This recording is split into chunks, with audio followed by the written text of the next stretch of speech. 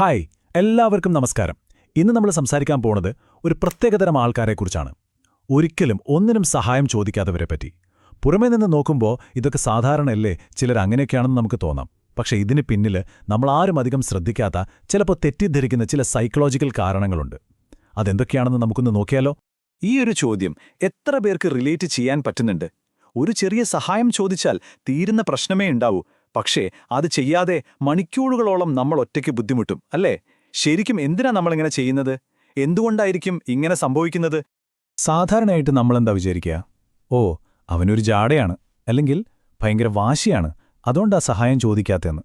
പക്ഷേ സത്യമതല്ല. അതൊരു വലിയ തെറ്റിദ്ധാരണയാണ്. സൈക്കോളജി പറയുന്നത് എന്താന്ന് വെച്ചാൽ, ഇതൊരു തരം അതിജീവന തന്ത്രമാണ്.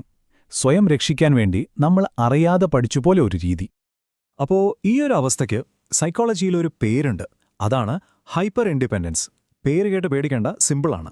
അതായത് നമ്മുടെ കുട്ടിക്കാലത്തുണ്ടായ ചില മോശം അനുഭവങ്ങൾ കാരണം മറ്റൊരാളെ ആശ്രയിക്കുന്നത് അത്ര നല്ല കാര്യമല്ല, ചിലപ്പം അപകടമാണെന്ന് നമ്മുടെ ബ്രെയിൻ പഠിച്ചു വയ്ക്കും. അതിൻ്റെ ഒരു റിസൾട്ടാണ് ഈ അമിതമായിട്ടുള്ള സ്വാശ്രയത്വം. അപ്പോൾ ഈ ഒരു സ്വഭാവത്തിന്റെ തുടക്കം എവിടെയെന്നായിരിക്കും?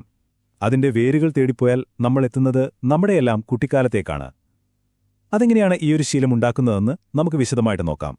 ഡെവലപ്മെന്റൽ സൈക്കോളജി പറയുന്നത് എന്താണെന്ന് വെച്ചാൽ, കുട്ടിക്കാലത്ത് നമുക്ക് വേണ്ടത്ര സപ്പോർട്ടോ സഹായമോ ഒന്നും കിട്ടാതെയാണ് വളരുന്നതെങ്കിൽ നമ്മൾ വളരെ ചെറുപ്പത്തിലെ ഒരു കാര്യം പഠിക്കും.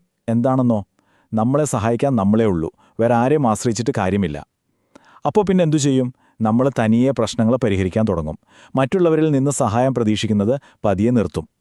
ഇതൊരു ഇഷ്ടം കൊണ്ടല്ല, മറിച്ച് അതൊരു നിർബന്ധിത സാഹചര്യം കൊണ്ട് പഠിച്ചെടുക്കുന്ന ഒരു അതിജീവന മാർഗ്ഗമായി മാറുകയാണ്. ഓക്കെ, ഇനി നമുക്ക് രണ്ടാമത്തെ കാരണത്തിലേക്ക് വരാം. ഇതൊരു പക്ഷേ പലർക്കും അനുഭവം കാണും. മറ്റൊരാളിൽ നിന്ന് ഒരു സഹായം കിട്ടുമ്പോൾ മനസ്സിൽ വരുന്ന ആ ഒരു ഭയങ്കരമായ കുറ്റബോധം. എന്തുകൊണ്ടാണത്? ഒന്ന് ചിന്തിച്ചു നോക്കിക്കേ. ആരെങ്കിലും നിങ്ങളെ സഹായിക്കാൻ വരുമ്പോൾ നിങ്ങളുടെ ഉള്ളിൽ ഇങ്ങനൊരു ചിന്ത വരാറുണ്ടോ? അയ്യോ, ഇത് ഞാൻ വാങ്ങിയാൽ ജീവിതകാലം മുഴുവൻ അവരോട് കടപ്പെട്ടിരിക്കില്ലേ, എനിക്കിത് തിരിച്ചു കൊടുക്കാൻ പറ്റിയില്ലെങ്കിലോ, ഇതൊരു വലിയ കടമായി മാറുമോ എന്നുള്ള ആ പേടി. ഇത് വളരെ കോമൺ ആയിട്ടുള്ളൊരു ഫീലിംഗ് ആണ്. സൈക്കോളജിയിൽ ഇതിനൊരു പേരുണ്ട്, ഇംബാലൻസ്ഡ് റെസിപ്രോസിറ്റി. സംഭവം ഇത്രയുള്ളൂ, നിങ്ങൾക്ക് മറ്റുള്ളവരെ സഹായിക്കാൻ ഭയങ്കര ഇഷ്ടമാണ്, എന്ത് സഹായം ചെയ്യാനും നിങ്ങൾ റെഡിയാണ്.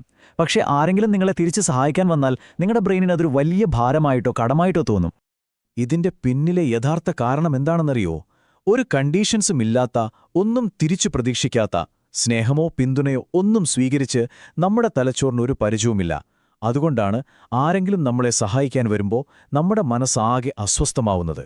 അടുത്ത പോയിന്റ് വളരെ പ്രധാനപ്പെട്ട ഒന്നാണ്. അതായത് നമ്മുടെ മൂല്യം നമ്മൾ മറ്റുള്ളവർക്ക് എത്രത്തോളം ഉപകാരപ്പെടുന്നു എന്നതിലാണ് ഇരിക്കുന്നത് എന്നൊരു തെറ്റായ വിശ്വാസം. ഇതിനെക്കുറിച്ചാണ് നമ്മൾ ഇനി സംസാരിക്കാൻ പോകുന്നത്. നമ്മുടെയൊക്കെ തലച്ചോറ് ചെറുപ്പത്തിൽ തന്നെ വളരെ സിമ്പിളായിട്ടുള്ള എന്നാൽ ഭയങ്കര പവർഫുള്ളായിട്ടുള്ളൊരു നിയമം പഠിച്ചു വച്ചിട്ടുണ്ട്. ആ നിയമം ഇതാണ്: എന്നെക്കൊണ്ട് എന്തെങ്കിലും ഉപയോഗമുണ്ടെങ്കിൽ മാത്രമേ മറ്റുള്ളവരെന്നെ സ്നേഹിക്കൂ, എനിക്ക് സുരക്ഷിതത്വം കിട്ടൂ. അപ്പോൾ എന്ത് സംഭവിക്കും?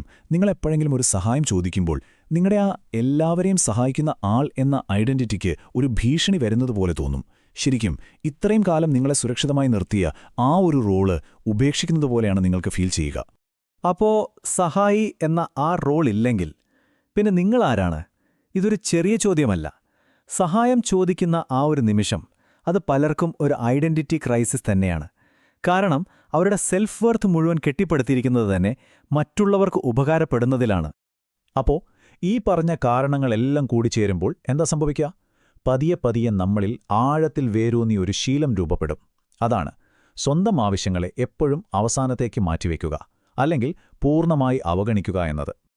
ഈ സ്വയം അവഗണിക്കുന്ന ശീലത്തിന്റെ ചില ലക്ഷണങ്ങളുണ്ട്. നിങ്ങൾക്ക് തന്നെ ഇത് തിരിച്ചറിയാൻ പറ്റും. എത്ര വലിയ ബുദ്ധിമുട്ടുണ്ടെങ്കിലും അതൊന്നും പുറത്തു കാണിക്കാതെ ഒറ്റയ്ക്ക് സഹിക്കും. ചിലപ്പോൾ നിങ്ങൾ ആകെ തളർന്നിരിക്കുകയാവും, എന്നാലും മറ്റൊരാളുടെ ആവശ്യം വന്നാൽ അതിന് മുൻഗണന കൊടുക്കും. നിങ്ങളുടെ പ്രശ്നങ്ങൾ പറഞ്ഞ് മറ്റൊരാളെ ബുദ്ധിമുട്ടിക്കാൻ നിങ്ങൾ തയ്യാറാവില്ല. സഹായം കിട്ടുന്നതൊരു ആശ്വാസത്തേക്കാൾ കൂടുതൽ ടെൻഷൻ തരുന്നതും ഇതുകൊണ്ടാണ്. ഇത്രയും നേരം നമ്മൾ സംസാരിച്ച കാര്യങ്ങളിൽ നിന്ന് ഒരു കാര്യം വ്യക്തമാണ്. നമ്മൾക്ക് എത്തിച്ചേരാൻ പറ്റുന്ന ഏറ്റവും പ്രധാനപ്പെട്ട ഒരു തിരിച്ചറിവ് അത് ഇതാണ്: ഇത് നിങ്ങളുടെ തെറ്റല്ല. ഇതൊരിക്കലും നിങ്ങളുടെ വ്യക്തിത്വത്തിന്റെ ഒരു കുറവല്ല. നേരെ മറിച്ച് നിങ്ങളുടെ നെർവസ് സിസ്റ്റം, അതായത് നിങ്ങളുടെ നാഡീവ്യൂഹം വളരെ ബുദ്ധിമുട്ടുള്ള സാഹചര്യങ്ങളെ അതിജീവിക്കാൻ വേണ്ടി പഠിച്ചെടുത്തൊരു വഴിയാണിത്. ശരിക്കും പറഞ്ഞാൽ ഇതൊരു തോൽവിയല്ല, അതൊരു തരം അതിജീവനത്തിന്റെ മിടുക്കാണ്. അപ്പോൾ എന്തുകൊണ്ടാണ് നിങ്ങൾ ഇങ്ങനെ പെരുമാറുന്നത് എന്നതിനെക്കുറിച്ച് ഇപ്പോൾ നിങ്ങൾക്കൊരു ഐഡിയ കിട്ടിക്കാണും അല്ലേ? ഇതിന്റെ യഥാർത്ഥ കാരണം എന്താണെന്ന് ഇപ്പോൾ നിങ്ങൾക്കറിയാം. ഈ ഒരു പുതിയ അറിവിന്റെ വെളിച്ചത്തിൽ നിങ്ങളെ തന്നെ നിങ്ങൾ കാണുന്ന രീതിക്ക് എന്തെങ്കിലും മാറ്റം വരുത്താൻ കഴിയുമോ? ഒന്ന് ചിന്തിച്ചു നോക്കൂ.